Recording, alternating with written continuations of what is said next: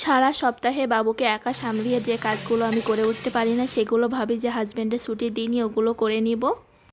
আর এদিকে তো বাপ মেয়ে বাইরে যাওয়ার প্ল্যান করে বসে আছে। সব কাজগুলো এখন তাড়াতাড়ি শেষ করে নিতে হবে। দেখতে দেখতে কিন্তু শীতকাল চলে আসছে, আগে থেকে দিনটা অনেক বেশি ছোট হয়ে যাচ্ছে।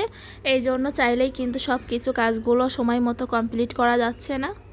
এদিকে সপ্তাহে একদিন হাজব্যান্ডের ছুটি নিয়েও তো আমার অনেক প্ল্যান থাকে, সে সারাদিন বাবুকে রাখবে।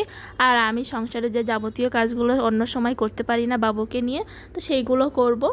এই জন্য সে অনেক সময় চাইলেও আমাদের বাইরে যাওয়া হয় না। তারপরে আজকে ভাবলাম যে আমরা বাইরে যাব, এই জন্য সকাল সকাল সব কাজ শুরু করে দিয়েছি। তো এদিকে সকালের নাস্তার জন্য চা আর বিস্কিট খেয়ে নিয়েছি। তো ভাবছিলাম খিচুড়ি রান্না করব।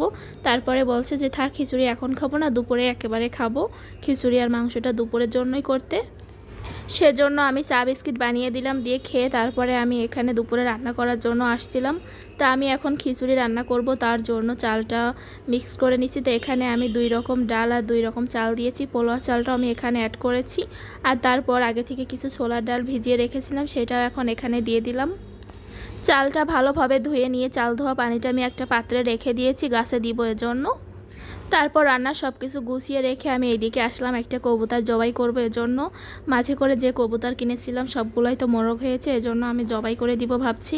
এত মোরগ নিয়ে আমি কি করব। আর এদিকে দেখি আমার মেয়ে পায়রার অনেক বেশি আদর করছিল, এজন্য একটা রেখে দিয়েছি আর একটা জবাই করেছি। কবুতরটা আমি রেখে দিয়েছি, পরে পরিষ্কার করব। এদিকে রান্নাটা বসিয়ে দিলাম। তো এখানে হাঁসের মাংস রান্নার জন্য আমি প্রথমে তেল গরম করে নিয়ে তার ভিতরে গরম মশলা দিয়ে দিয়েছি। তো এখানে দারচিনি, এলাচ আর তেজপাতা দিয়ে কিছু সময় ভেজে নিয়ে তার ভিতরে বেশি করে পেঁয়াজ কুচি দিয়ে দিলাম। তো পেঁয়াজটা আমি এখন ব্রাউন কালার করে ভেজে নিব। পেঁয়াজগুলো আমার ভেজে নেওয়া হয়ে গিয়েছে। এখানে আমি এখন বাটা মশলাগুলো দিয়ে দিচ্ছি। তো বাটা মশলার ভিতরে ছিল আদা, রসুন, জিরা, শুকনো মরিচ, তারপর দারচিনি, এলাচ সব কিছু আমি একসাথে ব্লেন্ড করে নিয়েছি। তারপর এখানে পরিমাণ মতো দিয়ে দিলাম। তো ঝালটা আমি একটু বেশি করে দিয়েছি। তো সব কিছু একসাথে আমি ভালোভাবে মশলাটা কষিয়ে নিচ্ছি। তো এখানে কিছুক্ষণ তেলের ভিতরে মশলাটা কষিয়ে নিয়ে তার ভিতরে আমি একটু পানি দিয়ে তারপরে ভালোভাবে কষিয়ে নিচ্ছি। তো এখানে আমি পরিমাণ মতো লবণ আর হলুদ দিয়ে দিলাম, দিয়ে মশলাটা আরও কিছু সময় ভালোভাবে কষিয়ে নিব, তেলটা উপরে ভেসে আসা পর্যন্ত। এই মশলাটা যত বেশি ভালোভাবে কষাবেন মাংসের টেস্টটাও কিন্তু তত বেশি ভালো আসবে। তারপর এখানে আমি মাংসগুলো দিয়ে দিচ্ছি। তো মাংসগুলো আগে থেকে ধুয়ে আমি একটা ছাঁকনিতে করে রেখে দিয়েছিলাম পানিটা ঝরে যাওয়ার জন্য।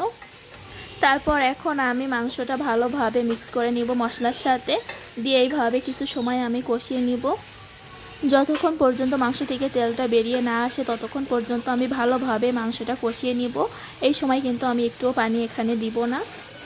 এখন কিন্তু মাংসটা আমার প্রায় কষানো হয়ে গিয়েছে, তেলটা উপরে ভেসে এসেছে। এই সময় আমি নারকেলের দুধ দিয়ে দিব। তো কোরানো নারকেলের ভিতরে আমি একটু পানি দিয়ে তারপরে নারকেলের দুধটা বের করে নিয়েছি। তো এখানে নারকেলের দুধটা আমার একটু কম হয়ে গিয়েছে, এজন্য আমি কিছুটা পরিমাণ পানি দিয়ে তারপরে নারকেলগুলো দিয়ে দিলাম। তো এখানে আমি কিছু নারকেল ব্যবহার করেছি, তো ওইগুলো দিয়ে আমি ঢাকনা দিয়ে ঢেকে মাংসটা ভালোভাবে কষিয়ে নিব। এখন আমি খিচুড়িটা রান্না করব। তো খিচুড়িটা আজকে আমি হাতে মাখিয়ে বসিয়ে দিব। তো এই জন্য এখানে আমি বেশি করে পেঁয়াজ, কাঁচামরিচ, লবণ, হলুদ আর আমি যে বাটা মশলাটা মাংসের ভিতরে দিলাম ওখান থেকে কিছুটা পরিমাণে এখানে দিয়েছি। তারপর দারচিনি, এলাচ, তেজপাতা দিয়ে হাত দিয়ে ভালোভাবে মেখে নিয়েছি। এর ভিতরে কিন্তু আমি তেলও দিয়েছিলাম। তারপর আমি এখানে গরম পানি দিয়ে দিচ্ছি। তো গরম পানিটা দিলে কিন্তু বেশি ভালো হয়। তারপর আমি রাইস কুকারে ঢাকনাটা দিয়ে ঢেকে রেখে দিব, আর কিছু আমার করা লাগবে না।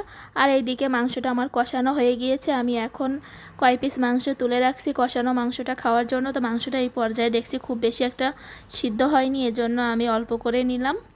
তো কষানো মাংস খেতে কিন্তু আমার কাছে অনেক ভালো লাগে, এজন্য কয় পিস রেখে দিলাম। রেখে তারপরে ঝোলের পানি দিয়ে দিয়েছিলাম।